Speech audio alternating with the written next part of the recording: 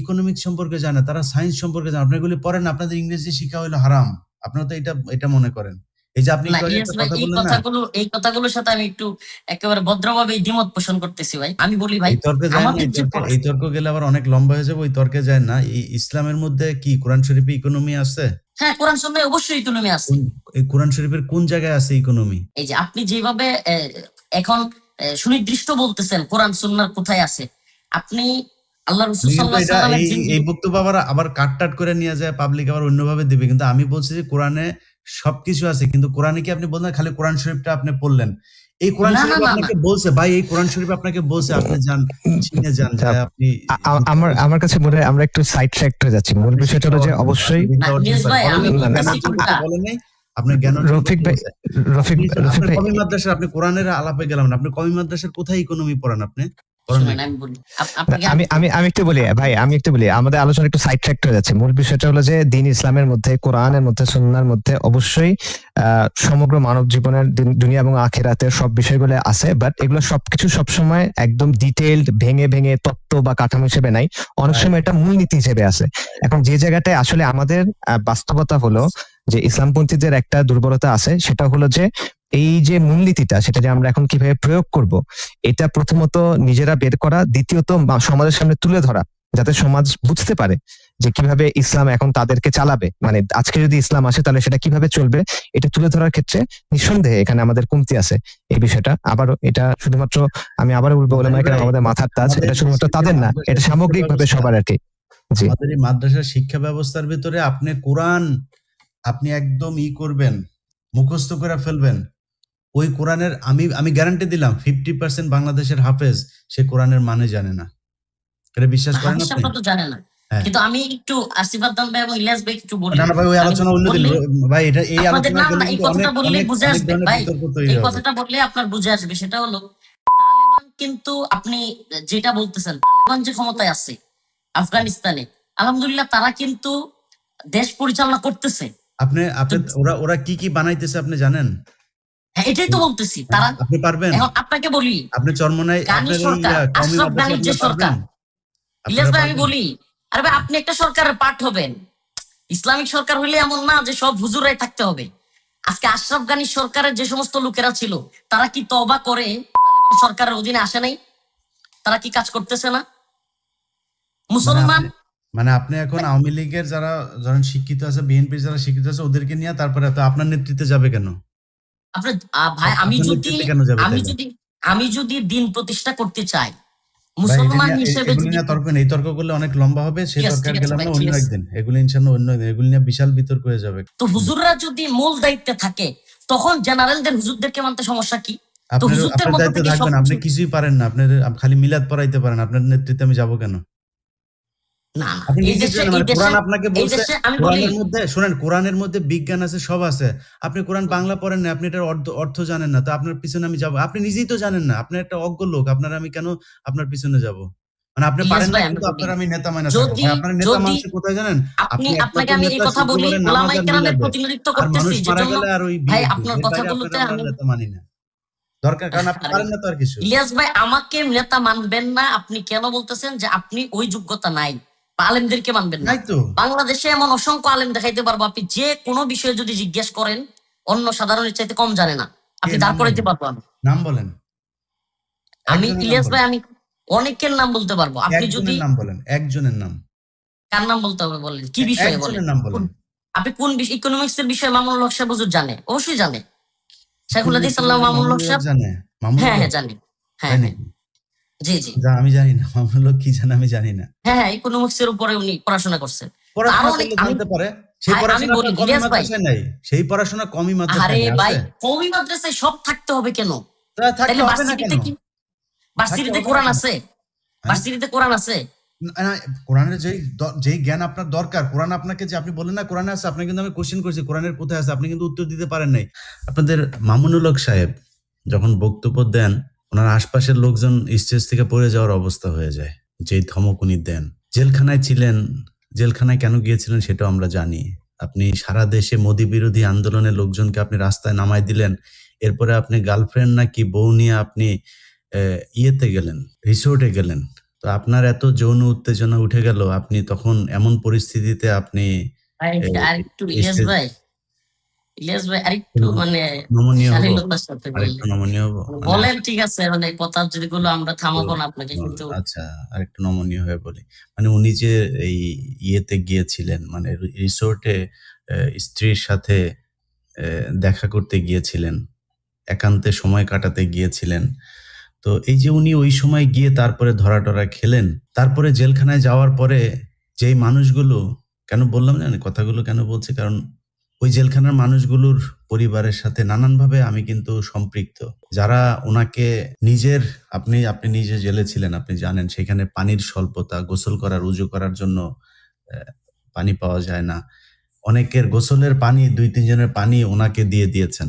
বাড়ির থেকে একটু খাবার গিয়েছে, সেই খাবার হুজুরকে দিয়েছেন। এই মামুনুল হক বের হয়ে কারোর কথা মনে রাখে নাই। যদি মনে রাখতো, আপনাদের এই আলেমরা যদি, আপনারা যারা জেল থেকে বের হয়ে এখন বাইরে আছেন, হেলিকপ্টারে চড়ে চড়ে বিভিন্ন জায়গায় মানুষকে বুঝাইতে যান, আপনারা যদি মনে রাখতেন আজকে এই লোকগুলোর জেলখানায় থাকতে হইতো না। আমরা যদি বলেন 99% এই দেশের আলেমরা তাদের অতীত ভুলে গিয়েছে। এখন সবাই আছে কে কোন দলের সাথে মিশবে, কোন দল থেকে কয়টা আসন নিবে, এটা নিয়ে নানান ধরনের ব্যস্ততার ভিতরে আছে। এই পরিস্থিতি যদি চলতে থাকে, ছালা আবারও সবাই হারাবেন। এই দেশে জুমার খুতবা দিতে পারেন নাই, একটু মনে রাখেন। তো আপনি আমাকে সংযত হতে বলেছেন, আমি যথেষ্ট সংযত হয়েই ছিলাম এতদিন। না ভাই, আসলে আমি আপনার কথা তো আমি আটকাইতে পারবো না। হুজুর আপনি কারেক্ট, আপনি যেটা বলেছেন ওইটাই ঠিক আছে, আমি ওইটাই ঠিক। এই দেশের আলেম সমাজের দায়িত্বটা কি? আপনাদের কারণে সেই মানুষগুলো এখনো পর্যন্ত জ্বলে, মানে জেলখানায় আছে। বিশ্বাস করেন, যদি ভুলে যেতে পারতাম, এগুলো নিয়ে যদি খারাপ না লাগতো, আপনারা কেউ যদি এই মানে না করতেন, তাইলে এগুলিতে যাইতাম না।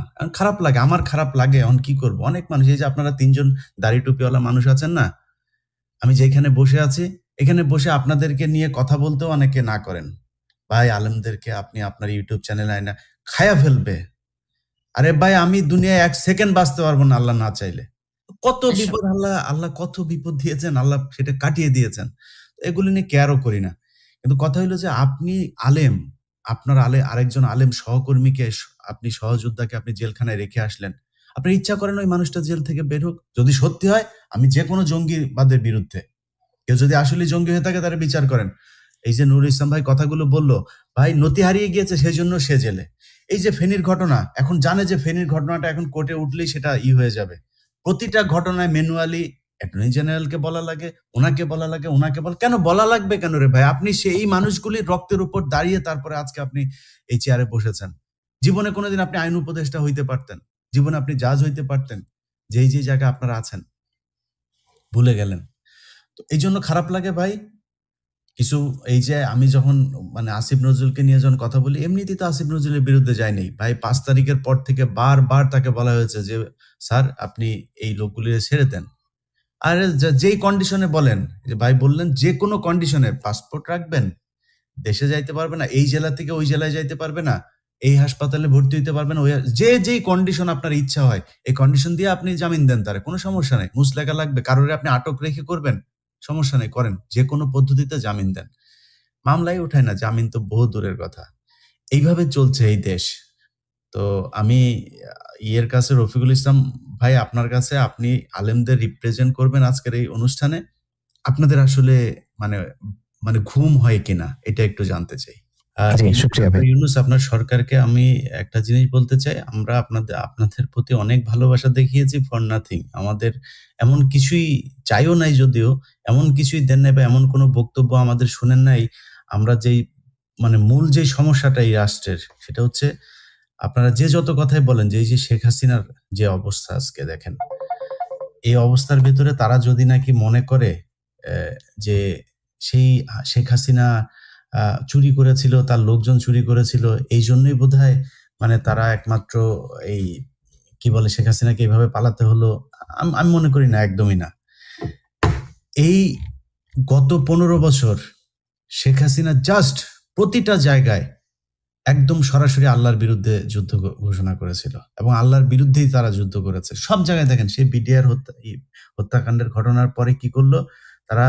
মেজর জিয়া সহ কয়েকজন দেশপ্রেমিক কমান্ডো অফিসার থেকে শুরু করে দেশপ্রেমিক বিডিআর এই সেনাবাহিনীর ঊর্ধ্বতন কর্মকর্তা, তাদেরকে তারা জঙ্গি সাজালো, নানান ওই তাপসের উপরে গ্রেনেড হামলা, সব জায়গাতেই মানে জঙ্গি, সব জায়গায় জঙ্গি। এরপরে কি করলো যে এরা হচ্ছে অমুক হুজুরের সাথে দেখা গিয়েছে। এই জায়গাতেও এই যে আদনান ভাইয়ের যে ঘটনা, আদনান ভাই, আবরার ভাই, এই ওনাদের সবার হচ্ছে এই এক ব্যক্তি পাকিস্তানে গিয়েছিল, তার সাথে ওনার ছবি আছে, এক মিটিং এ তারা একটা ছবি ছিল, এই ছবি দেখিয়ে উনিও তাহলে জঙ্গি। আর এটা তাহলে তো এই মানে শেখ হাসিনা যে পাবলিক সেমিনারের ছবি ভাই, মিটিং এর পাবলিক সেমিনারের ছবি, পাবলিক সেমিনার, সেটাই মানে পাবলিক সেমিনারের একটা মিটিং বা কিছু একটা ছবি। এখন সেটার কারণে যদি হয়, তাহলে শেখ হাসিনার সাথে যারা রাজনীতি করেছে, শেখ হাসিনা যেই ব্যক্তিকে সেনাপ্রধান বসিয়ে গেল, শেখ হাসিনা যেই ব্যক্তিকে রাষ্ট্রপতি বসিয়ে গিয়েছে, আদালতের এই যে নুরুল ইসলাম ভাই খুব সুন্দর করে বলেছেন যে আসিফ নজরুলকে একটু তেল দিয়েই বলেছেন, আসিফ নজরুল স্যার যাতে ওনার উপর আবার না খেপেন। তো আমি তো তেল দিয়ে বলতে পারবো না, কিন্তু আসিফ নজরুল স্যারের মূল যে পিএস, আমরা নাম ধরে বলেছি, সেই শামসুদ্দিন মাসুম, সে ছিল হচ্ছে সাবেক প্রধান বিচারপতি এবিএম খায়রুল হকের পিএস। সেই ব্যক্তিকে আসিফ নজরুল এখনো পর্যন্ত রেখেছে। আসিফ নজরুলের একটা বউ আছে, 4-5টা গার্লফ্রেন্ড আছে, প্রচুর টাকা আছে, অনেক কিছু আছে, শুধু সম্মান নাই। আসিফ নজরুল তুমি রাস্তাঘাটে গেলে কয়দিন পরে জুতা দিয়া থাপড়াবে তোমারে।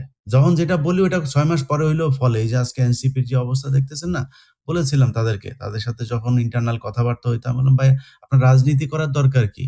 আপনি 5ই আগস্ট যে আপনার এত বড়, আপনি সারা দেশের মানুষ আপনার পিছনে আসলো, আপনার কি কোনো রাজনৈতিক দল ছিল নাকি? দরকার নাই তো, যেটা করা দরকার সেটা করেন।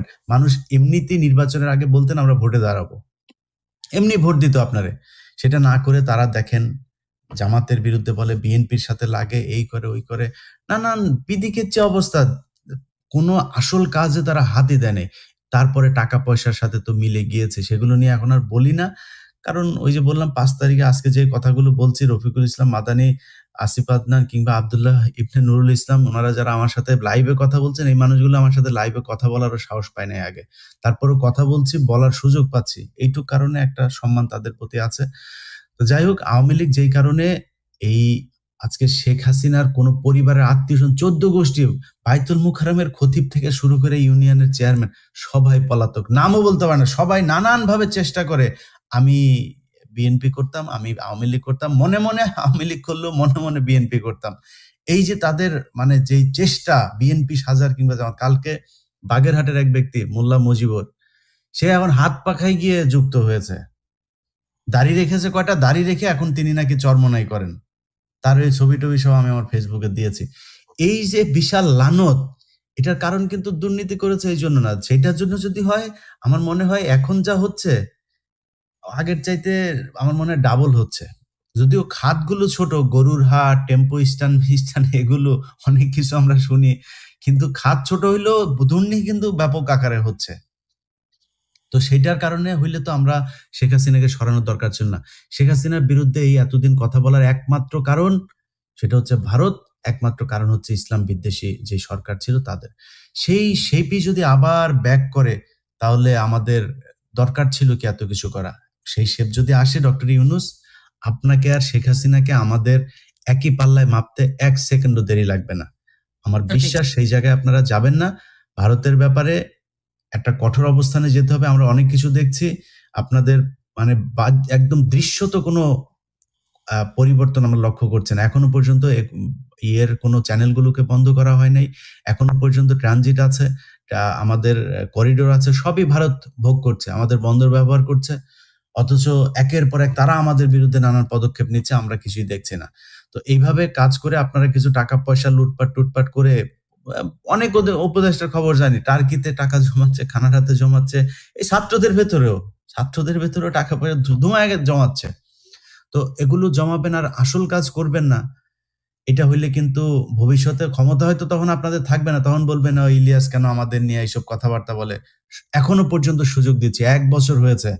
ফেনীর ঘটনায় যারা আটক আছে ছাড়তে হবে, বিডিআর এর ঘটনায় যারা আছে ছাড়তে হবে, আলেম যারা আছে সবাইকে ছাড়তে হবে, বিএনপি জামাতের যারা বন্দী হয়েছিল সবাইকে ছাড়তে হবে।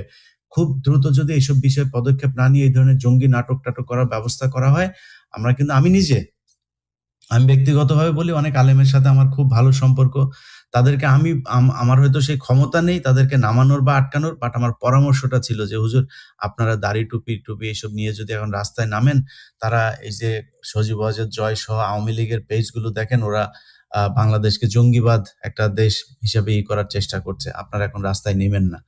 যদি দেয়ালে পিঠ থেকে যায় তাদের তো কিছু করার থাকবে না, আমরাও সেই পরামর্শ দিব, নামেন, সরকারের করেন। বিএনপিও এখন আপনাদের সাথে আসবে, জামাত এই কি বলে এনসিপি জামাত আসবে, তারপর অন্যান্য জাতীয় পার্টি, এরা সবাই আসবে, ওইদিকে আরো অন্যান্য দলগুলো তো আছে, এরা এসে রাস্তায় আসবে, বিশৃঙ্খলা হবে, ঝামেলায় পড়বেন। যদি বিশৃঙ্খলা করতে না চান তাহলে ভালোই শেখ হাসিনার সময় আটক সব লোকজনকে জেলখানা থেকে বের করতে হবে, এটা খুব দ্রুত করতে হবে। আপনি যেদিন আটক হন, আমার মনে আছে ঢাকাতে আপনি আটক হচ্ছেন, আপনাকে পুলিশ যখন ধরে নিয়ে যায়, আপনি পুলিশকে এইভাবে শুয়ে করছিলেন, আরে আমার এইভাবে নিয়ে যান, আমি এমনি যাবো, আপনি আমাকে পালায় যাচ্ছি নাকি? আমার মনে আছে আপনি খুব করে বলছেন। ভাই, যেই আলেম খুতবার ইয়েতে দাঁড়ায়া যে মনে করে যে তার রিজিকের মালিক হইল মসজিদের সভাপতি, ওর নিজেরই তো ইমান নাই, কারণ ও ওই কথা বলতে পারে না, কারণ আমার চাকরি থাকবে না, চাকরি খেলে আমি বউ বাচ্চা নিয়ে কি খাবো। ওর নিজের ইমাম নাই তো, ইমান নাই তো, ওর পিছনে আমার নামাজ পড়ে লাভ কি? ওর আগে কলেমা পড়ে আবার ফের তওবা করে ওর ইমান করে, এটাই শিরক। আমরা শিরক মানে খুব, আপনারা এখানে খুব বিজ্ঞ আলেমরা আছেন, আমি আমার নিজের যেটা মনে হয়, শিরক মানে খালি আল্লাহর সাথে কাউকে এইভাবে বলা না যে আল্লাহ 2 জন আছে, 3 জন আছে, 5 জন আছে, এটা না। আমি আল্লাহ যে আমার রিজিক দাতা এটা বিশ্বাস না করাটাও শিরক। সে তো নিজে স্বীকার করে না, ওরে তওবা পড়ে আবার ফের করা উচিত। তো এই ধরনের আলেম দিয়ে আমরা করব কি? এই জন্য আপনারা পছন্দ করি, আপনার সাথে আমার ভালো সম্পর্কের অন্য কোনো কারণ নাই, এটাই কারণ।